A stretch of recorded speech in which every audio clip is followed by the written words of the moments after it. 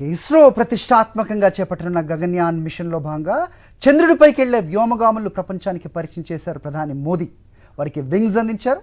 ప్రస్తుతం అదే సమిట్లో ప్రధాని మోదీ మాట్లాడబోతున్నారు. లైవ్లో చూద్దాం. मुझे गगनयान के बारे में भी विस्तार से जानकारियां दी गई, अलग अलग इक्विपमेंट के विषय में जानकारी दी गई, उनके ऑपरेशन के विषय में बताया गया.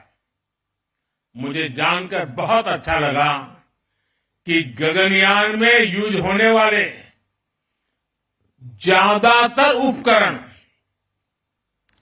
मेड इन इंडिया है. ये कितना बड़ा संयोग है कि जब भारत दुनिया की टॉप 3 इकोनॉमी बनने के लिए उड़ान भर रहा है, उसी समय भारत का गगनयान भी हमारे स्पेस सेक्टर को एक नई बुलंदी पर ले जाने वाला है.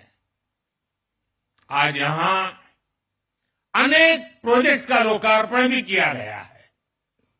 इनसे देश का वर्ल्ड क्लास टेक्नोलॉजी के क्षेत्र में सामर्थ्य तो बढ़ेगा ही, साथ ही रोजगार के भी नए अवसर बनेंगे.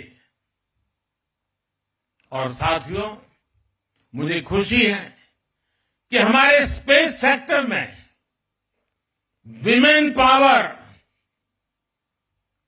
इस विमेन पावर को बहुत महत्व दिया जा रहा है. चंद्रयान हो या गगनयान, महिला वैज्ञानिकों के बिना ऐसे किसी भी मिशन की कल्पना भी नहीं की जा सकती. आज 500 से अधिक महिलाएं इसरो में लीडरशिप पोजीशन पर है. मैं यहां मौजूद सभी महिला वैज्ञानिकों, टेक्नीशियंस, इंजीनियर्स की हृदय से सराहना करता हूं. लेकिन इसके कारण पुरुष वर्ग नाराज न हो जाए, उनको तो मिलता ही रहता है अभिनंदन. साथियों, भारत के स्पेस सेक्टर का एक बहुत बड़ा योगदान है जिसकी उतनी चर्चा नहीं हो पाती. ये योगदान है युवा पीढ़ी में साइंटिफिक टेम्परामेंट के बीज बोने का. इसरो की सफलता देखकर कितने ही बच्चों के मन में ये बात आती है कि बड़ा होकर मैं भी साइंटिस्ट बनूंगा. वो रॉकेट का काउंटडाउन, उसकी उल्टी गिनती लाखों लाख बच्चों को प्रेरित करती है. हर घर में कागज के हवाई जहाज उड़ाने वाला जो एरोनॉटिकल इंजीनियर है, वो बड़ा होकर आप जैसा इंजीनियर बनना चाहता है, साइंटिस्ट बनना चाहता है. और किसी भी देश के लिए उसकी युवा पीढ़ी की इच्छा शक्ति बहुत बड़ी पूंजी होती है. मुझे याद है जब चंद्रयान 2 की लैंडिंग का समय था,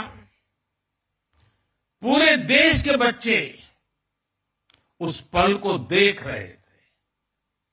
उस पल में बच्चों ने बहुत कुछ सीखा. फिर आया पिछले साल 23 अगस्त का दिन. चंद्रयान की सफल लैंडिंग ने युवा पीढ़ी को एक नए जोश से भर दिया. इस दिन को हमने स्पेस डे के तौर पर मान्यता दी है. आप सभी ने देश को अपनी स्पेस जर्नी में भारत को उपलब्धियों के ऐसे एक से बढ़कर एक पल दिए हैं. स्पेस सेक्टर में हमने कई रिकॉर्ड बनाए हैं. पहले ही प्रयास में मंगल ग्रह तक पहुंचने की सफलता भारत को मिली। एक ही मिशन में 100 से अधिक सैटेलाइट लॉन्च करने वाला देश हमारा भारत है। चंद्रयान की सफलता के बाद भी आपने कई उपलब्धियां हासिल की। आपने आदित्य L1 को पृथ्वी से 15 लाख किलोमीटर दूर सुरक्षित रूप से अपने ऑर्बिट तक पहुंचाया है। दुनिया के कुछ ही ऐसे देश ऐसा कर पाए हैं। 2024 को शुरू हुए अभी कुछ हफ्ते ही हुए हैं। इतने कम समय में ही आपने एस्पोसैट और इनसेट 3DS जैसी सफलता हासिल की है। साथियों, आप सभी मिलकर भविष्य के लिए नई संभावनाओं के द्वार खोल रहे हैं। अनुमान है कि आने वाले 10 वर्षों में भारत की स्पेस इकोनॉमी 5 गुना बढ़कर $44 बिलियन तक पहुंच जाएगी। स्पेस के क्षेत्र में भारत एक बहुत बड़ा ग्लोबल कॉमर्शियल हब बनने जा रहा है।